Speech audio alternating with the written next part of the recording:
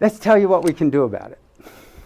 CBT, you're all familiar. We start with thoughts, feelings, and actions.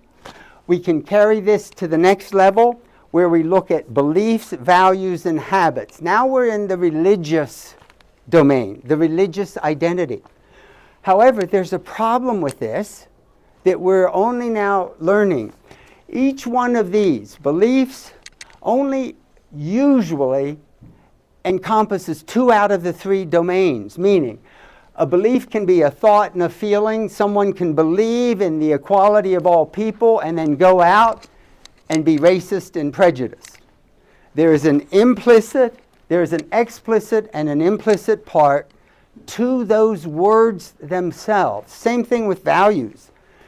Someone can value taking care of others at the expense of themselves. They're doing it, they're thinking it, because a value is so egocentric, we don't even feel our values, we just do them until they're challenged. And you challenge what is being sacrificed, and then all hell breaks loose.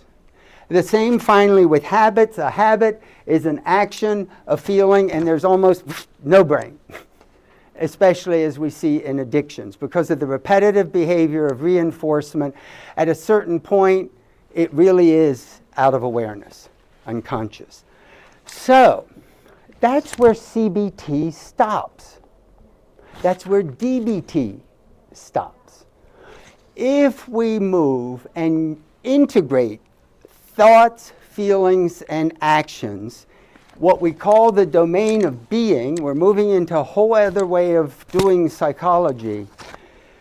The approach uses what we call an attitude, because an attitude is an integration of a thought, a feeling, and an action. For instance, well, I'll give you the first attitude we have to always deal with.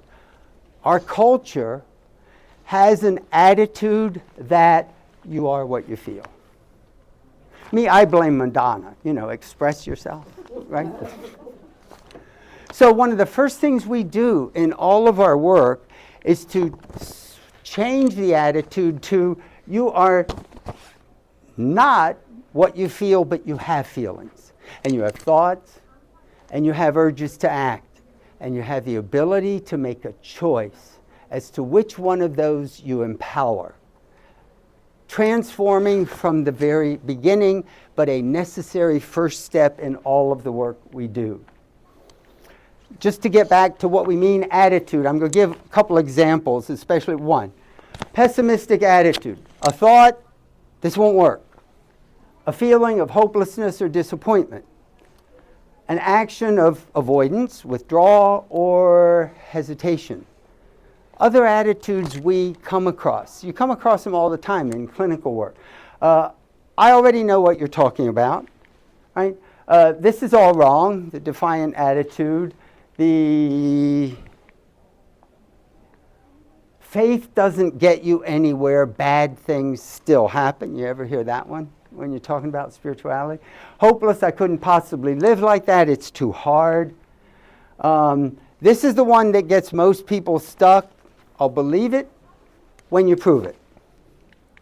And then we hope to have, sometimes we'll find someone with openness. I have a lot of mixed feelings about religion, spirituality. I'll take another look. And what we love to see is, I know what this is about. This is great. Enthusiasm. Actually, enthusiasm, do you know what that comes from? The root entheos, in God.